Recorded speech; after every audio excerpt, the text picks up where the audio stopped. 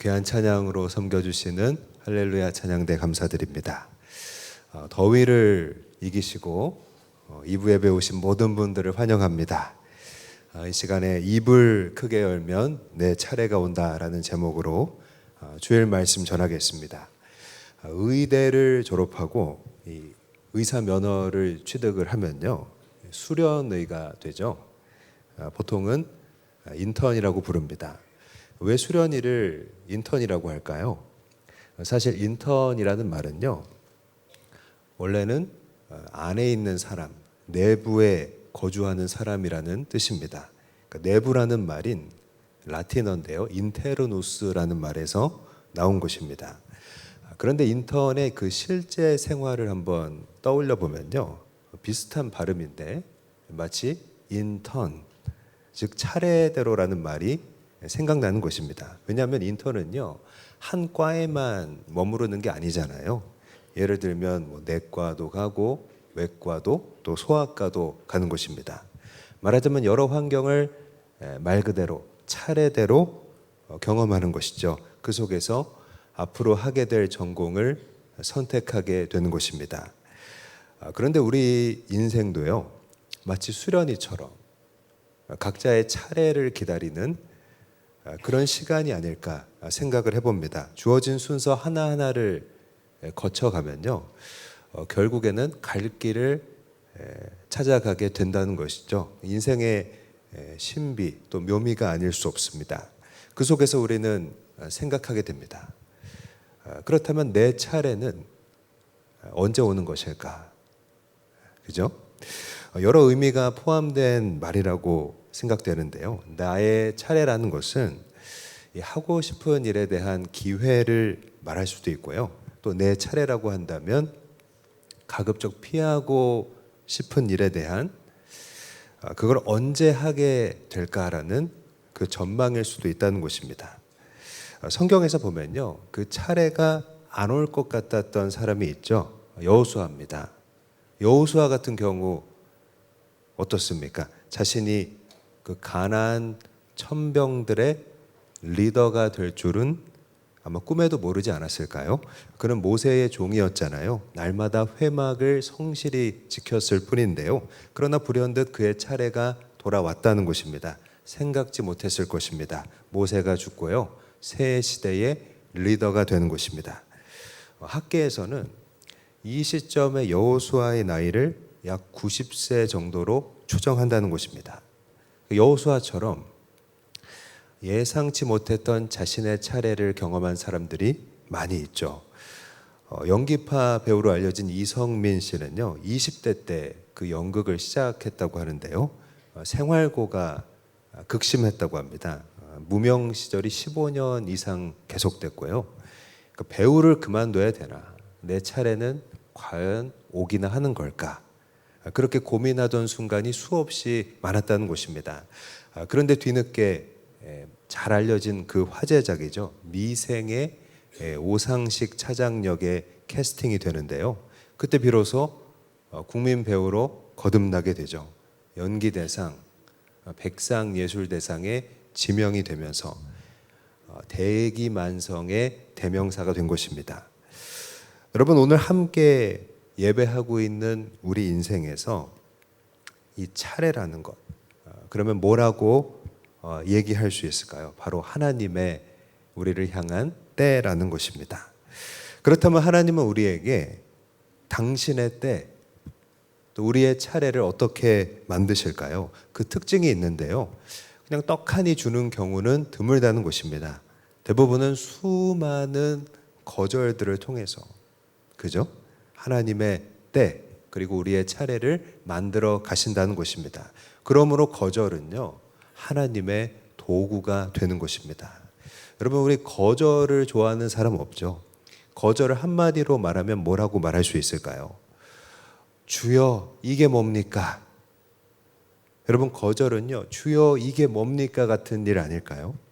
거절을 경험할 때 우리의 마음은요, 하나님 이게 뭐냐라는 것입니다. 또 다른 말로 하면 거절은요, 늦어지는 거겠죠. 우리의 일이 또 우리의 꿈이 지체되는 것을 말합니다. 우리 사람들은, 특히 한국 사람들은 좀 더 하잖아요. 다 지체해야 되는 것을 싫어합니다. 그죠? 비행기 탈 때 있잖아요. 저렴해서 좀 싼 비행기를 고르면요, 대부분 딜레이가 되더라고요. 제가 경험한 일들을 좀 말씀드리면, 중에 저가 항공을 구매를 했는데 갑자기 바퀴를 바꿔 낀다고 1시간 기다리라고 하고요. 때로는 비행기에 이미 탔어요. 자리에 앉았는데 출발을 도통 안 하는 겁니다. 30분이 지나도 이륙을 안 해요. 무슨 신호를 받아야 된다고 하는데 제 생각에는 비싼 비행기부터 출발시키나 봐요. 배달도요, 돈을 더 내면 빨리 오는 게 있고요. 하다못해 놀이동산도 보통 인기 있는 거 타려면 줄이 2시간 이상 걸리잖아요. 저는 무서운 놀이기구 이런 거 잘 못하는데 우리 딸내미는 자기 엄마 닮아서 그런지 그런 거 좋아하거든요. 롯데월드의 아틀란티스 같은 무서운 게 있는데 뭐 명절 때 한번 가면 하루 종일 겨우 2번 타고 왔다고, 하루 종일 줄 서서 겨우 2번 탔다고. 그러니까 기다리는 거 힘들잖아요. 근데 돈을 더 내면요, 줄을 안 서도 되는 그 패스 같은 게 있다는 것입니다. 그러니까 뭘 말합니까? 사람은요, 지연을 싫어한다는 것이죠. 차라리 돈을 내서라도 빨리 하고 싶은 게 대부분의 심리라는 것입니다. 그러나 하나님은요, 어떻게 일하십니까? 때때로 지연을 시키신다는 것입니다. 우리에게 거절을 주십니다. 이유는 하나죠. 하나님의 목적을 이루기 위해서라는 것입니다. 그리고 더 중요한 것이 있죠. 그 목적은요, 결국 우리에게 선한 일이 된다는 것입니다. 여러분, 아멘이십니까? 오늘 본문도 그런 맥락 속에 있다고 생각합니다. 예수님은요, 한 여인에게 자세히 살펴보면 반복적인 거절을 주고 있다는 것입니다. 참 이 말씀을 읽기가 어렵다고 느꼈습니다. 나한테도 그러면 어쩌나, 그런 마음이 들잖아요. 주님은 왜 그렇게 일하시는 걸까요? 앞서 말한 것처럼 당신의 목적을 이루기 위해서죠. 다른 말로 하면요, 마침내 그 여인의 차례, 여인을 위한 하나님의 때를 만들기 위해서라는 것입니다.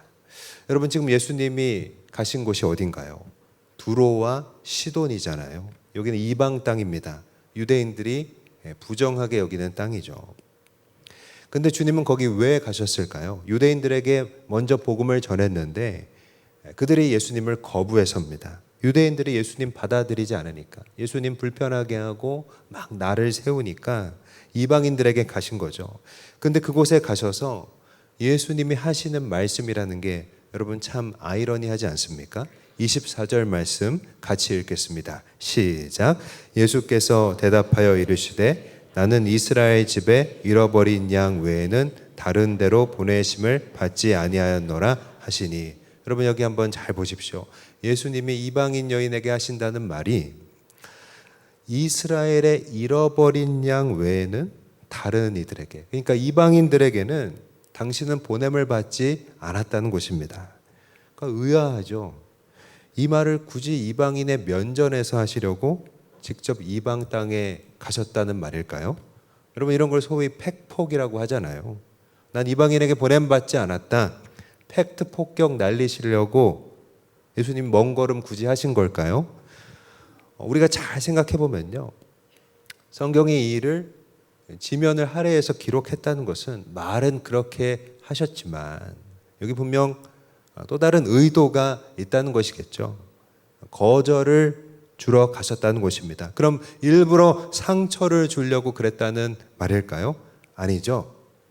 앞서 말한 것처럼 거절은 뭐라고 했습니까? 하나님의 목적을 이루는 방법이잖아요. 어떤 방법인가요? 우리에게 하나님의 때, 우리의 차례를 제대로 만들어 주시려는 당신의 방법이라는 것입니다. 그렇다면 사랑하는 여러분, 나의 차례가 오기 위해서 우리가 거쳐야 하는 길은 무엇일까요? 첫 번째로 우리는 거절을 통해서 주님을 더 알아야 한다는 것입니다. 오늘 22절 말씀 같이 읽겠습니다. 시작. 가나안 여자 하나가 그 지경에서 나와서 소리 질러 이르되 주 다윗의 자손이여 나를 불쌍히 여기소서 내 딸이 흉악하게 귀신 들렸나이다 하되. 여러분, 여인은 예수님을 지금 뭐라고 부르고 있죠? 중요한 표현인데요. 다윗의 자손, 그렇죠. 다윗의 자손이라고 하는 것입니다. 여러분이 다윗의 자손이란 말은요, 메시아를 가리키는 관용 어구잖아요. 그러나 여기에는 지역적인 의미가 있는데요. 다윗의 자손이라는 표현이 가리키는 것처럼 유대인, 즉 이스라엘 민족에 국한된 표현이라는 것입니다. 그러니까 다윗의 자손이라고 하면요, 거기에 이방인 구원의 의미는 잘 포함되어 있지 않다는 거죠. 근데 이방 여인이 한껏 지금 다윗의 자손이라고 예수님께 말하니까요, 예수님의 그 반응이 어떻습니까?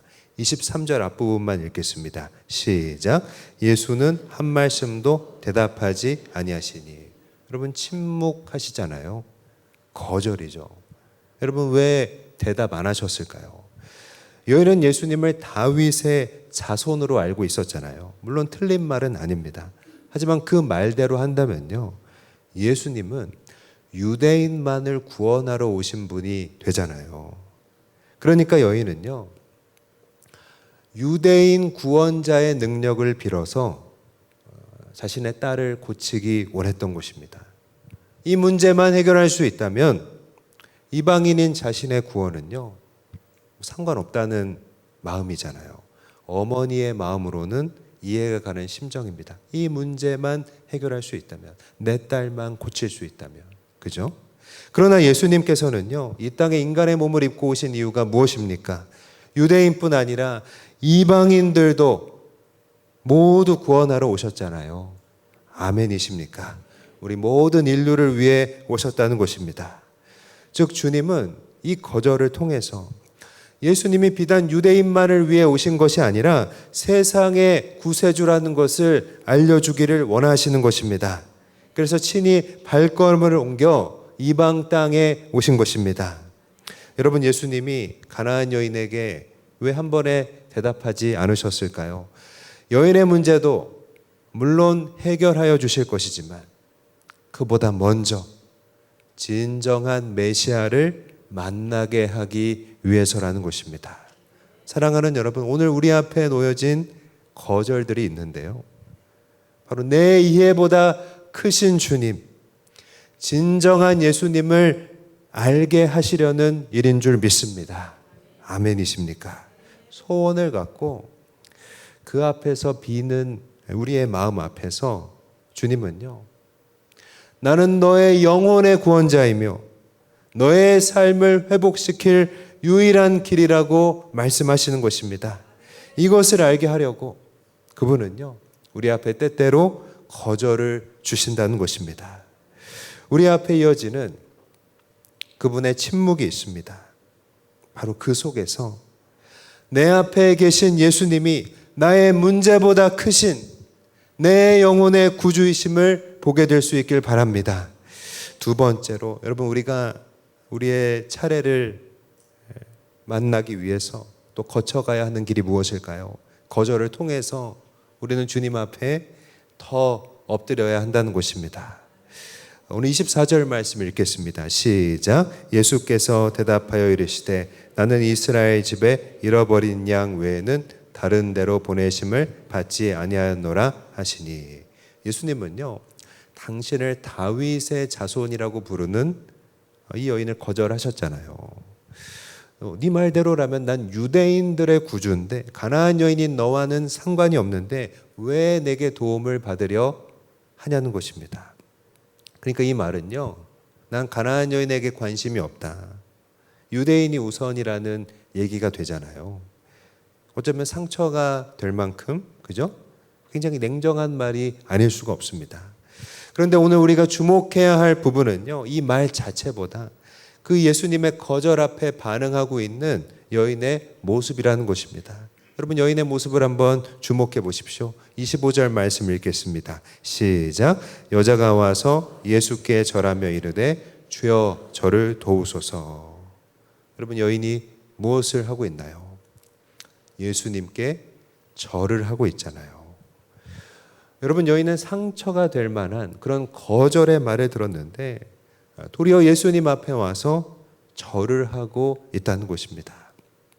이 절한다라는 말은요, 헬라어로 프로스쿠네오라는 단어인데요, 절하는 그 모양뿐 아니라 진심으로 예배한다는 의미를 갖고 있는 것입니다.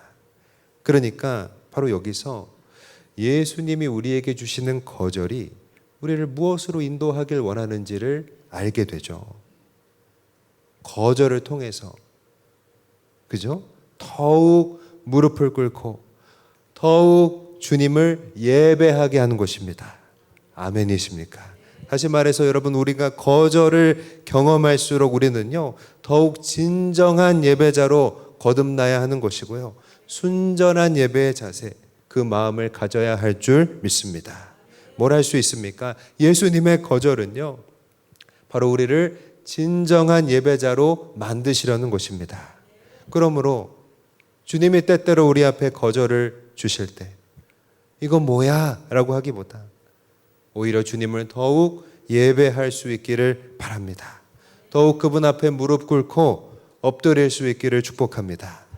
여러분, 우리 인생의 큰 터닝 포인트가 될 수 있는 그런 순간들 속에서 우리는 때때로 거절을 경험할 때가 있잖아요. 학교도 그렇고 직장도 그렇고 사업, 때로는 가정도 그렇습니다. 그때 그 거절 앞에서 주님이 원하시는 것은요 바로 우리의 진정한 예배라는 것입니다. 모든 것이 좋을 때, 또 막힘없을 때 사실 그때는 누구나 감사하다고 할 수 있잖아요.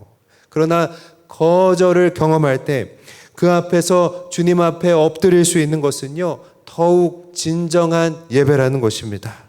주님이 우리 앞에 놓으시는 거절을 통해서 그러나 더욱 주님을 예배할 수 있는 저와 여러분 되기를 바랍니다. 그런데 우리 가운데는요, 아이고 나 같은 게 뭘 하면서 기도조차 하지 않는 일들이 있습니다. 엎드릴 생각을 안 하는 것입니다. 그 마음 자체는요 어쩌면 겸손에서 비롯된 일일 수 있습니다. 근데 겸손이라고 여러분 다 좋은 건 아니잖아요. 이 겸손이 낳는 부정적인 효과도 물론 있잖아요. 자기 비하, 자책, 그런 것들이죠. 물론 자신을 낮추는 것일 수는 있지만 여러분, 나 같은 게 뭘 하면서 기도조차 하지 않는 것은요 겸손이긴 겸손인데 어떤 겸손입니까? 믿음 없는 겸손이라는 것입니다. 또한 여러분, 하나님께 미안해서 이 면목이 없어서 지은 죄가 많아서 하나님 앞에 나갈 수 없다는 그런 마음도 있을 수 있잖아요. 그러나 그것은요 믿음이 없는 후퇴라는 것입니다. 그렇다면 믿음이 만드는 반응은 무엇일까요?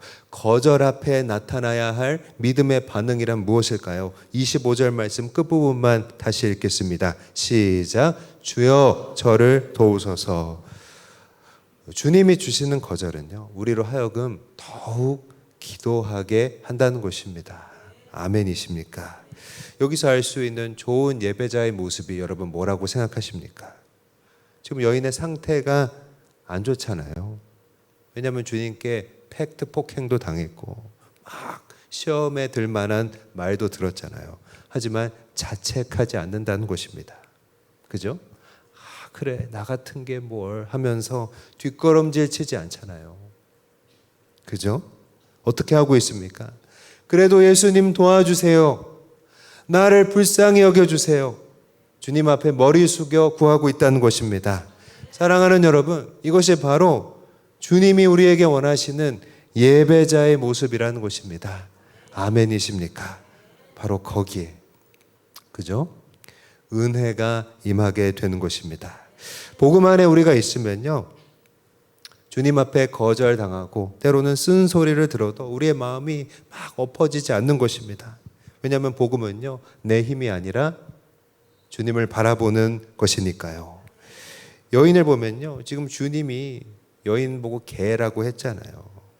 근데 막 여인이 마음이 막 엎어져서 주님 공격하지 않잖아요. 오히려 뭐라고 합니까? 그래요, 내가 개입니다 라고 하는 것입니다. 많은 기독교 저수를 남긴 존 비비언 목사님의 순종이라는 책이 있는데요, 거기 보면 그분의 아내죠, 사모님과의 관계에 대한 내용이 나옵니다. 목사님은 아내 때문에 스트레스를 많이 받았다고 합니다. 왜냐하면 그 사모님이 그 목사님의 잘못을 늘 지적하고 또 계속 사과를 받기를 원했거든요. 처음에 목사님도 그 말에 막 같이 화를 내고 막 대꾸하고 그렇게 마음이 힘들었다고 합니다. 그런데 그 앞에서 존 비비언 목사님은요, 복음 앞에 더 엎드리는 계기가 있었다고 하는데요. 예배자가 될수록 아내보다 자신의 허물이 더 크게 보였다라고 고백을 하는 것입니다. 목사님은 이렇게 얘기합니다. 내가 아내의 지적에 분노하고 내 자존심을 세웠던 진짜 이유는 아내의 말투 때문이 아니었습니다. 내 안에 아직 꺾이지 않은 교만과 나의 의로움이 자리 잡고 있었기 때문입니다. 사랑하는 여러분, 나는 너와 상관없다고 거절하시는 예수님 앞에서 오히려 내가 더 부족하다고 더욱 엎드려 도와달라고 하는 이 가나안 여인의 모습, 이게 바로 오늘 우리에게 원하시는 예배자의 모습인 줄 믿습니다. 거절당할수록 그러나 더욱 하나님 의지하는 예배자가 될 수 있기를 축복합니다. 바로 그때 주님이 주시는 내 차례가 오게 될 것입니다. 세 번째로, 여러분, 우리의 차례가 오기 위해 우리가 거쳐가야 하는 길은 무엇일까요? 거절을 통해서 주님을 더 신뢰해야 한다는 것입니다. 주 안에서 거절을 많이 경험한 사람은요, 그 영혼이 깊어진다고 생각합니다. 그 이유는요, 이 거절을 통해서 주님을 더 신뢰할 수 있는 성숙을 우리에게 주시기 때문입니다. 성경에 좋은 예가 있다고 생각합니다. 요한복음 11장 21절 말씀 참고로 읽습니다. 시작. 마르다가 예수께 여짜오되 주께서 여기 계셨더라면 내 오라버니가 죽지 아니하였겠나이다. 지금 마르다가 예수님께 투정 부리고 있는 거잖아요. 예수님이 일찍 오셨으면 나의 오빠 나사로가 안 죽었을 거라는 얘기입니다. 그러니까 예수님이 늦게 오신 것이 마르다에게 있어서는요, 하나의 거절이 된 거죠. 원하는 대로 일이 안 됐기 때문입니다. 그러나 이 거절을 통해서 마르다는 한층 더 성숙을 경험하게 되는데요. 바로 부활 생명이 무엇인지를 알게 되는 것입니다. 이 일이 있기 전에는요, 마르다는요, 부활이라고 하는 것은 이 세상 끝날에 있는 줄로만 알았다는 것입니다. 그런데 생각보다 늦게 도착하신 예수님을 통해서 뭘 알게 됩니까? 예수님이 곧 부활 생명이시고 그 능력은요, 그분을 믿는 바로 이 땅에서부터 우리에게 허락된다는 것을 알게 되었던 것입니다. 요즘 리센느라는 그 아이돌 그룹이 있는데요. 원래 2024년에 데뷔했지만 현재 2026년에 이른바 역주행을 하고 있죠. 2년 전에 발표한 노래가 지금 1위를 휩쓸고 있는 것입니다. 근데 리센느는요, 우리가 흔히 아는 SM이나 JYP 같은 대형 기획사 소속이 아니거든요. 막강한 자본도 없고요. 방송가에 밀어줄 만한 백도 없었습니다. 그러니까 2년 동안 막 초등학교 운동회 돌아다니면서 이렇게 공연할 만큼 제대로 된 무대를 얻기가 어려웠다는 것입니다. 그러나 이렇게 주목받지 못하는 동안, 말하자면 거절의 시간들이죠. 그때 말하자면 그들만의 서사가 생긴다는 것입니다. 그 중소기업에서 만든 아이돌이라고 해서 중소돌이라고 하는데, 그들의 2년 동안의 이야기를 뭐라고 하냐면 중소돌 눈물의 성공기라고 하는 것입니다. 그러니까 하루하루 그 거절 앞에서 버텨낸 시간들이 결코 버려진 시간이 아니었던 것이죠. 그런 시간을 리센느가 겪었다는 것을 알고 팬들은요, 더 리센느를 지지하게 되고요, 멤버들은요, 더 결속력이 강해졌다는 것입니다. 성숙되었다는 것이죠. 그렇습니다. 우리는 하나님 앞에 기도할 때 빨리 해주세요라는 마음으로 할 때가 많이 있습니다. 그러나 우리는 뭘 알게 됩니까? 지체됨을 통해서 하나님의 뜻이 이루어지게 되는 것입니다. 깊어지게 하시고요, 성숙하게 하시는 것입니다. 예수님은 여인에게 개라고 모욕감을 주시기까지 했잖아요. 유대인들은 이방인들을 개와 같다고 여겼다는 것입니다. 그러나 이 거절을 받은 여인이 그 속에서 이렇게 보여준 주님에 대한 신뢰와 성숙은 무엇인가요? 오늘 보면 27절과 28절 같이 읽겠습니다. 시작. 여자가 이르되 주여 올소이다마는 개들도 제 주인의 상에서 떨어지는 부스러기를 먹나이다 하니 이에 예수께서 대답하여 이르시되 여자여 내 믿음이 크도다 내 소원대로 되리라 하시니 그때로부터 그의 딸이 나으니라. 여인은요 거절을 수용하고 있다는 것입니다. 어떻게 수용하죠? 맞습니다. 저 개입니다. 그러니까 감히 주님께 허락받을 수 있는 자가 아닙니다. 그런 얘기죠. 하지만 부스럭이라도 먹을 수 있게 해달라고 하는 것입니다. 여러분 여기서 어떤 게 느껴지십니까? 예수님 앞에 서 있는 이 여인의 그 심령에 있는 애통함이 보이지 않으시나요? 그 애통함이란 무엇인가요? 주밖에는 없다는 것입니다. 주밖에는 의지할 분이 없다는 것입니다. 여러분 이것이 왜 성숙의 증거라고 말할 수 있을까요? 예수님의 표현을 통해서 알 수 있는 것입니다. 이때 예수님은요 이 여인을 두고 성경에서 최초로 그 믿음이 크다라고 말씀하여 주시는 것입니다. 예수님은 그녀에게 먼저 거절을 주셨지만 그러나 그 거절을 통해서 무엇을 얻게 하셨습니까? 믿음을 그녀에게 주셨다라는 것입니다. 그러므로 주님이 주시는 거절은요 단순한 거절이 아닌 줄 믿습니다. 바로 이 거절을 통해서 우리를 성숙하게 하시고 나아가 주님 앞에 애통하는 자가 되게 하시는 것입니다. 여러분 주님은요 애통하는 자가 복이 있나니 그들이 위로를 받을 것이다 그렇게 말씀하셨잖아요. 그러니까 주님이 우리 앞에 때때로 거절을 주실 때 그 거절을 잘 받을 수 있다면 우리는 성숙하게 되는 줄 믿습니다. 내가 아니라 그리스도로 살게 되는 것입니다.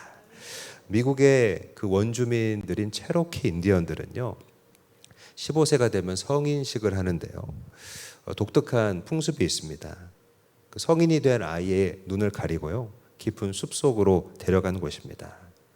눈 가리고 깊은 숲속에서 아침까지 혼자 있어야 되는데 얼마나 무서울까요?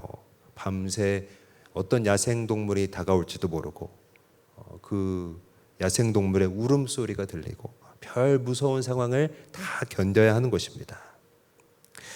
그런데 이 하루 동안 사실 눈을 가려서 내가 여기 혼자 있다고 생각을 하지만 동네 사람 20명 정도가 나무 뒤에 숨어서 이 성인이 되려는 아이를 지키고 있는 것입니다. 여러분 왜 이런 성인식을 할까요? 이 하루를, 이 과정을 통과해야 성숙하고 또 성장할 수 있기 때문입니다. 뭘 할 수 있습니까? 하나님이 때때로 우리에게 침묵하실 때, 또 거절하실 때, 그것은요, 우리를 혼자 두는 게 아니라는 것입니다. 아멘이십니까? 우리를 예의 주시하고 계시는 줄 믿습니다. 여차하면 도와주시려고 우리를 보고 계시는 중이라는 것입니다. 여러분 적용한다면요. 그렇다면 나의 차례를 오게 하기 위해서 우리는 어떻게 해야 할까요? 바로 우리의 입을 크게 열어야 할 줄 믿습니다. 여인의 행동을 보십시오. 주님이 총 3번 정도를 거절하셨잖아요. 그런데 개도 떨어진 것을 먹는다면서 주님의 도움을 구하고 있다는 것입니다. 여러분, 개도 떨어진 것을 먹는다면서 주님의 도움을 구하는 이 행위가 무엇을 말할까요? 바로 우리의 입을 크게 열어야 한다는 것입니다. 참고로 시편 81편 10절 같이 한번 읽겠습니다. 시작. 나는 너를 애굽 땅에서 인도하여 낸 여호와 내 하나님이니 내 입을 크게 열라 내가 채우리라 하였으나. 여기서 입을 크게 연다는 것은요, 라하브라는 그 히브리 말인데 넓게 만든다라는 뜻입니다. 근데 이제 문법적으로 보면 이제 사역형의 그 형태로 되어 있는데, 그러니까 문법이 강조하는 뜻은 스스로 좀 더 노력을 해서 넓게 일부러 입을 벌리라는 의미가 거기 들어있는 것입니다. 하나님을 의지적으로 더 신뢰하라는 뜻이 여기에 담겨져 있는 것입니다. 사진을 한번 보시면요, 이 제비 새끼들이 입을 여는 모습입니다. 그런데 제가 이제 그 백과사전에 보니까 어미가, 제비 엄마가 한번 먹이를 물고 오면요, 이렇게 4마리가 있으면 한 번에 한두 마리밖에 못 먹는데요. 그러면 저는 이제 궁금해졌습니다. 그럼 다음에 또 물고 오면 제비 엄마가 못 먹은 애를 어떻게 구별할까? 근데 뭐라고 나와 있냐면요, 제일 크게 입 벌린 애가 못 먹은 애라는 것을 알고 걔한테 준다는 것입니다. 여러분, 배고프면 입이 벌어지는 것이죠. 간절함의 힘인 줄 믿습니다. 크게 입을 벌리면 그 가장 크게 벌린 입 가운데 먹이를 넣어준다는 것입니다. 그러므로 하나님을 향해서 입을 크게 열면요, 뭘 할 수 있습니까? 내 차례가 오게 되어 있다는 것입니다. 아멘이십니까? 오지 않을 것 같은 일도 오게 되고요, 내가 성장할 차례가 되는 것입니다. 그러니까 입을 열지 않으면요, 손해라는 것입니다. 왜냐하면 하나님이 입을 크게 열면 채우시겠다고 약속했기 때문입니다. 이 채울이라는 말을 보면요, 그 문법적인 형태가 강조형으로 되어 있습니다. 그러니까 단순히 채우겠다라는 것이 아니라 완전하게 이루고 채우겠다라는 하나님의 의지를 더욱 보여주는 것입니다. 그러니까 여러분, 우리의 입을 여는 것은요, 이를 완전하게 이루시고 채우시는 하나님의 응답과 긴밀하게 연결되어 있다는 것입니다. 기도의 사람으로 알려진 조지 뮬러라는 분이 있습니다. 평생 살면서 5만 번 이상 기도 응답 받았다라고 하는데요. 이분이 고아원 사역을 하는데 한 번은 그 모든 기금이 바닥난 적이 있었습니다. 예비로 남겨뒀던 것들까지 다 처분해야 할 그런 상황이 된 것입니다. 그래서 뮬러와 그 동역자들이 나흘째 기도하고 있었는데요, 갑자기 한 여성이 고아원의 그 문을 열더니 거액의 기부금을 갖고 나타난 것입니다. 그런데 그녀가 말하기를 자신은 4일 전부터 이 동네를 여행 중이었다라고 얘기하는 거예요. 조지 뮬러는요, 그 얘기를 듣고 자신의 기도와 이렇게 연결지어 고백했습니다. 이 돈이 4일 전부터 고아원 가까이에 있었구나. 하나님께서는 처음부터 우리를 도우실 마음이 있으셨구나. 중요한 것은 우리의 입을 여는 것이었구나. 아멘이십니까? 여러분, 우리가 연 날리기를 하면요, 연은 사실 연줄에 연결되어 있잖아요. 근데 줄이 잘 보이지도 않고 연이 줄에 연결되어 있다는 것을 느끼기가 어려운데요, 언제 줄이 팽팽해집니까? 연이 바람 타고 상승할 때, 그때 연줄이 팽팽해지는 걸 보게 되잖아요. 마찬가지입니다. 여러분, 우리가 입을 열수록, 또 우리의 입을 크게 열수록 팽팽한 하나님의 줄이 바로 나를 잡고 있다는 것을 느낄 수 있다는 것입니다. 아멘이십니까? 그러므로 우리가 할 일은 무엇입니까? 완전하게 이루시고 채우실 하나님을 믿고 의지하면서 오늘부터 우리의 입을 크게 열어야 할 줄 믿습니다. 입을 열면 우리 삶을 채우시는 그 하나님을 경험할 수 있기를 바랍니다. 오늘 이 한 가지를 우리가 기억하기를 원합니다. 어떤 상황에서도 간절한 마음으로 우리의 입을 크게 여는 저와 여러분이 될 수 있기를 바랍니다. 말씀을 마무리하겠습니다. 이 차례를 기다리는 것이 우리의 인생이라면요, 언제 내 차례가 올 것인가는 중요한 일이라고 할 수 있습니다. 예수님은요, 거절을 통해서 우리로 주님 더 알게 하시고 더 예배자가 되게 하시고 더 성숙하게 하시는 것입니다. 근데 이 거절은요, 좋은 것을 주시려는, 우리에게 하나님의 때를 만드시려는, 우리의 차례를 주시려는 하나님의 준비라는 것입니다. 그러므로 그 앞에서 우리가 할 일은요, 우리의 입을 크게 여는 것인 줄 믿습니다.